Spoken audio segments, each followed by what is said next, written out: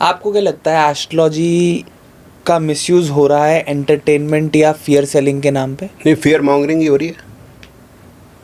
और दूसरा है कि मतलब उल्टे सीधी बातें, उपाय। तो एस्ट्रोलॉजी इसमें कहीं कोई है नहीं। फियर मॉन्गरिंग है कि केतु सप्तम भाव में होगा तो डिवोर्स हो जाएगा, ये फियर मॉन्गरिंग है। आम आदमी को किस तरीके के एस्ट्रोलॉजर से बचना चाहिए? क्या रेड फ्लैग्स देखने चाहिए? जाना ही क्यों है जोशी के पास यार? जब भाई जाना ही क्यों है? सर एस्ट्रोलॉजर तो आप भी हो ना, तो फिर क्यों आना ही क्यों है मेरे पास? आना ही क्यों है? भाई किस लिए आना है? जब कर्म का फल है, होना वही है, हुई है वही, जब राम रची रखा, तो फिर जाना क्यों है जोशी भाई? ये समझाओ ना। बट इशू क्या होता है? इशू ये होता है कि व्हेन यू फील हेल्पलेस, भाई जैसे माता जी बीमार हैं, हाँ, और आपने 4-5 डॉक्टर दिखा लिए, आप नहीं ठीक हो रही, तो फिर एक होते हैं हेल्पलेसनेस। बहन है, वो उस हस्बैंड से उसका अलग हो गई, और ना यहाँ जा रहा ना वहाँ हो पा रहा है, और कई साल निकल गए। फिर आदमी सोचता है यार इनके पास जाए, पूछे, पता करे। फिर होना तो वही है ना जो होगा। बट किस तरीके के एस्ट्रोलॉजर से बचना चाहिए? क्या रेड फ्लैग्स होने चाहिए? क्या चीज़ देखनी है? हाँ, ये बात ठीक है। आप गए, चलो नहीं मेरी बात मानते, आप चले गए, ठीक है। आपने ये पूछना है मेरी जॉब कब लगेगी, ठीक है? उसने कह दिया अभी 6 महीने में लगेगी। अब आपको खुजली तो ऑब्वियसली आएगी, आज ही लग जावे, तो फिर आप लगे क्यों, कैसे? मत करो। आप खुद ही अपने आप को ख़राब कर रहे हो, ठीक है? क्योंकि फिर वो बताएगा शनि यहाँ बैठा है वह, फिर उपाय की बात होगी।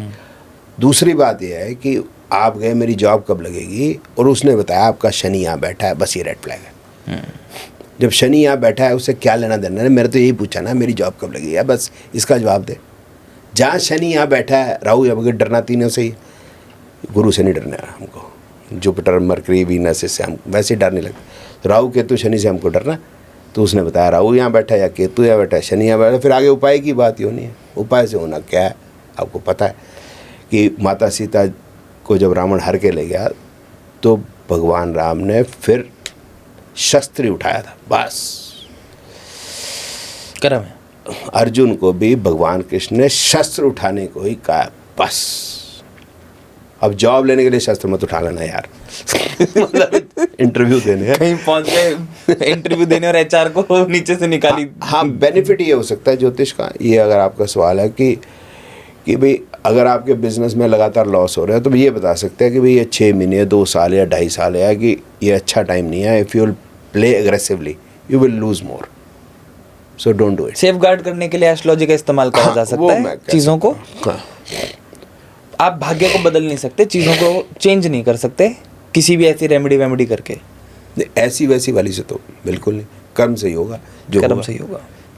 अगर महाभारत का युद्ध ना होता तो उनको अपना जो राज्य मिलता नहीं, धर्म की स्थापना होते नहीं। बात तो आपकी सही है। और ये जो हॉरोस्कोप आता है सर न्यूज़पेपर में, इसके बारे में आपका क्या कहना है? नहीं, वो तो सर टोटल फ्रॉड है। 1999 के अंदर हाँ, मैंने बुक लिखी थी एक्यूरेट प्रेडिक्टिव मेथोडोलॉजी। तो उसमें जो है टाइम्स ऑफ इंडिया के अंदर वो एक आता है बुक रिलीज का, वो एक कॉलम देते हैं बुक के बारे में, या बुक रिव्यू, सॉरी मैं बुक रिव्यू देते हैं। तो मैं चला गया, मैं कहा शायद मेरा बुक का रिव्यू छाप दें। तो वो जर्नलिस्ट मेरे को बोली ये किताब का रिव्यू क्यों छापें। अब मैं यंग था तो बुक भी ऐसी थी कि आज तक वो छपी नहीं थी, और आज के बाद छापने की ज़रूरत भी नहीं है, कि जितने इवेंट्स हैं लाइफ के उसके मेगा फार्मूले हैं, तो इससे पहले छपी नहीं। बोलते नहीं इतने सब उसको छोड़ो, आप ये मेरा हॉरोस्कोप है उसने ऐसे ही ड्रॉ कर दिया, इसके बारे में कुछ बताओ।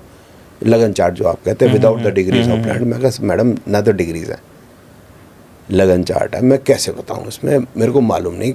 अगर आपने यही पूछना था तो मैं ना प्रिंट आउट लेके आता, क्योंकि 99 की बात है मेरे पास डेस्कटॉप होता था, तब लैपटॉप होते नहीं थे।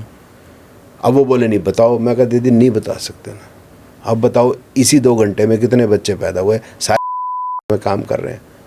अब उसको अपनी खुजली ज़्यादा, दूसरी खुजली ये ज़्यादा है कि किताब के बारे में कुछ ऐसा बताओ, कुछ फैसिनेटिंग, जैसा वो अखबारों में ना फैसिनेटिंग चाहिए।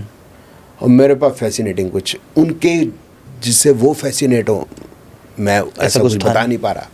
मेरे लिए बड़ा फैसिनेटिंग है कि भाई आज तक इवेंट्स के ऊपर फार्मूले नहीं है, अब दीदी को समझ नहीं आया, बोलते हैं मेरे कि कोई आखिरी बात बता दो। मैं कहा दीदी आखिरी बात यही है कि 1876 if I am not mistaken से छप रहा है, उसके अंदर राशि पे प्रेडिक्शन आ रहे हैं। एक राशि के अंदर 50-60 करोड़ लोग होते हैं, सबका जीवन एक जैसा नहीं होता, डेली प्रेडिक्शन आप देते हो। राइट। इसका मतलब वो बकवास है। मैं कहा दीदी मेरी किताब भी बकवास है, जब वो बकवास छप सकती है तो ये बकवास भी छाप दो यार, मेरी बकवास में क्या प्रॉब्लम अच्छा ऐसी बात है, क्यों छाप दें, ऐसी बात है। मैं कहा दीदी कत्ल करते तो आप ऐसी छापते डरा के यार, अब बातें भी ऐसी करते हैं। फिर वो नाराज़ हो जाते हैं जब मैं सीधी सीधी बात करता। तो ये सब बकवास है, जो डेली प्रेडिक्शन वाली बात है ये बकवास है। बट ठीक है, मतलब उस वजह से कि भाई चलो उठ के कुछ ऐसे मज़े में पढ़ना है, दैट इज़ फाइन, उसके लिए मेरा कोई विरोध नहीं है।